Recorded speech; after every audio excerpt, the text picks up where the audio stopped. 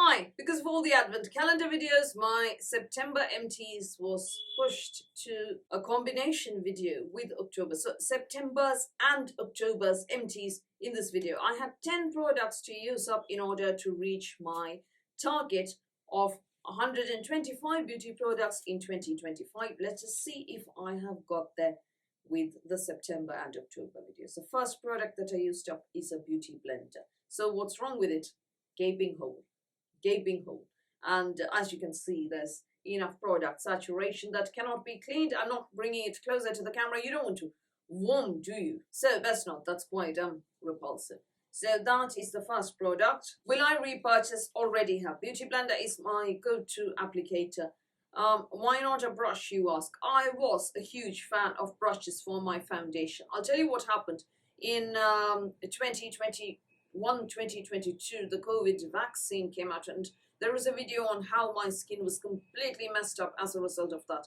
And ever since, I can't go near my skin with a makeup brush because it's very, very, very irritating and it becomes very sore, even if it's the gentlest brush applied with the lightest of touches. So Beauty Blender works better. It is kinder to my skin. That is after my skin became problematic. Before that, was into buffing and everything. All those brushes are lying around unused. So that's the first product, and I have actually used up a lipstick, the Hourglass Opaque Rouge lipstick, in a liquid lipstick actually, in the shade Canvas. Very, very neutral and everyday wear friendly. It was very mousse-like in terms of texture. Loved this. Will I repurchase? I think they've discontinued. And even if they haven't, there are other lipsticks to try in my stash and, that I would want to buy as well. So will not be repurchasing. I don't think, it's worth finding a backup of and all that, when there are so many other lipsticks available in the market. But I did love this very much. I enjoyed using it daily. A very perfect color on me, Dusty Rose, and did not dry out my lips. Moving on to skincare, 2 cleansers here. The first one is the Elemis Dynamic Resurfacing Facial Wash, which actually turned out to be a fast cleanser. It was a more viscous and thick and lipidic for me.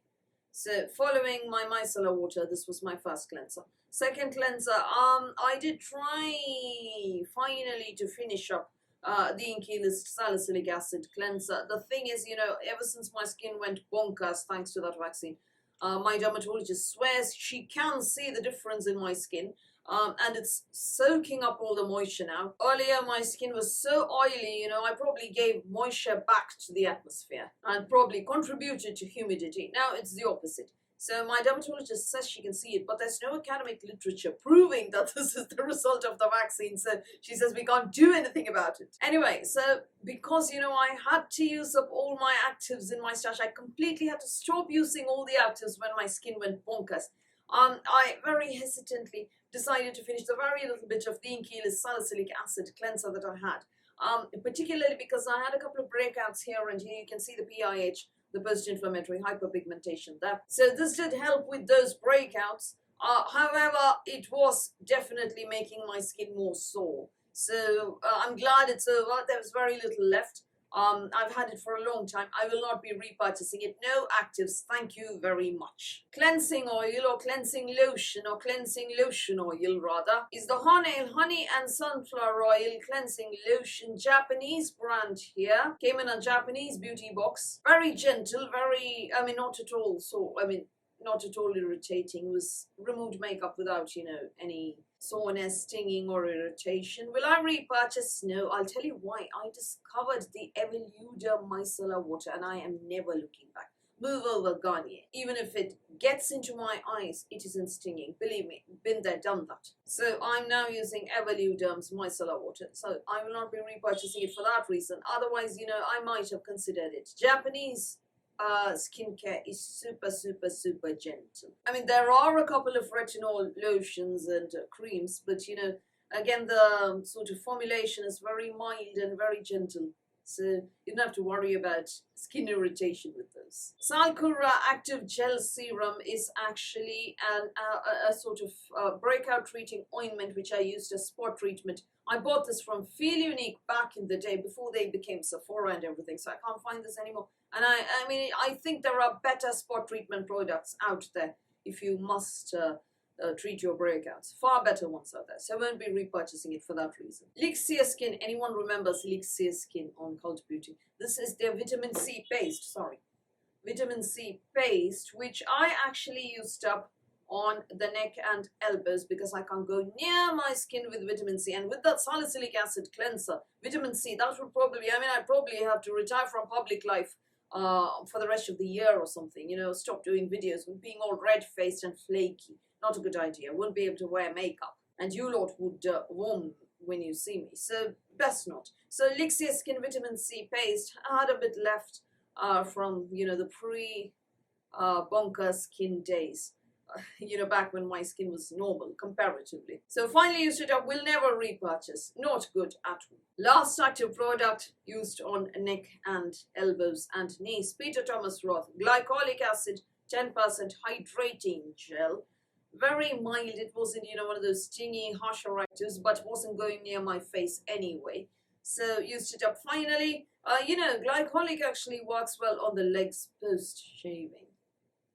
I've tried, but will not be repurchasing. Plenty of other actives to finish up in my stash before I need never go within a mile of another active again. Unless my skin decides to go bonkers again within a few years. Or, some other, treatment or product decides to mess my skin up again. Serum and ampoule, 2 products here. The first is the Jordan Samuel Skin Hydrate Facial Serum.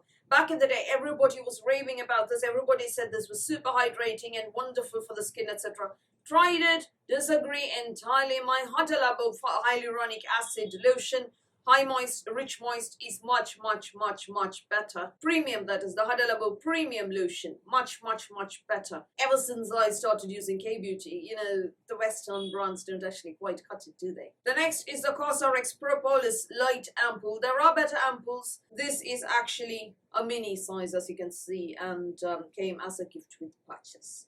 So finally finished it up. Wasn't a huge fan. There are better ampoules out there. Better plumping ones. Better ones from COSRX even. So won't be repurchasing for that reason. Moisturizing lotion for the daytime. Shiseido Day Protection with SPF 15.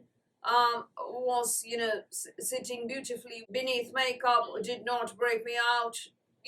SPF wise, obviously, I use the Huda Labo UV moisture gel above this. So it was, this is my moisturizing step and not my sunscreen step. Decent, did a good job moisturizing enough in the daytime.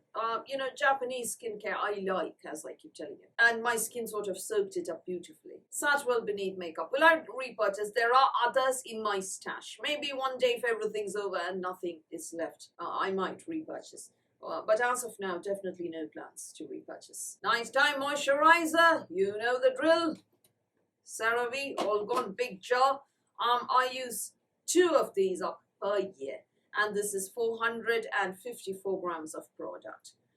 There was a time when my skin was so oily that even looking at something like this, it contains petrolatum, people, straight up petroleum jelly, mineral oil, paraffin. Even thinking of these ingredients would make my skin break out back in the day. Now I can apply this and nothing else and go off to sleep.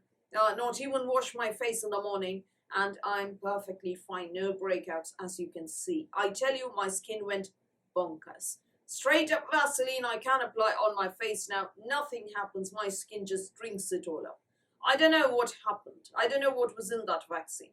But I wish I discovered it earlier, during my teenage years or something. Because, when there's less sebum, there are fewer breakouts and clogged pores. It's brilliant. They should market that vaccine as an acne treatment. It works a treat, believe me.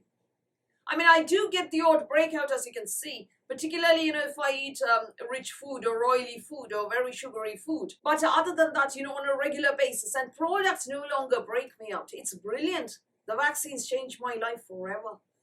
Lip balms, a Dr. Lip tinted balm. Remember the Dr. Lip nipple balms? Yeah, this one's tinted. I wasn't a huge fan. There are far better lip treatment products out there. Nor was I a fan of the Burt's Beeswax lip balm at all. All gone.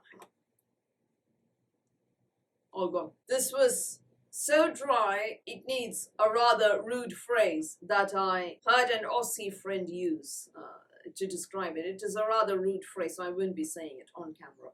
It was that dry, on the lips, and wasn't a fan at all. No, it hadn't gone bad or anything. It was like that from the beginning, from the time I bought it. Maybe I'm just used to much better lip products. Yeah.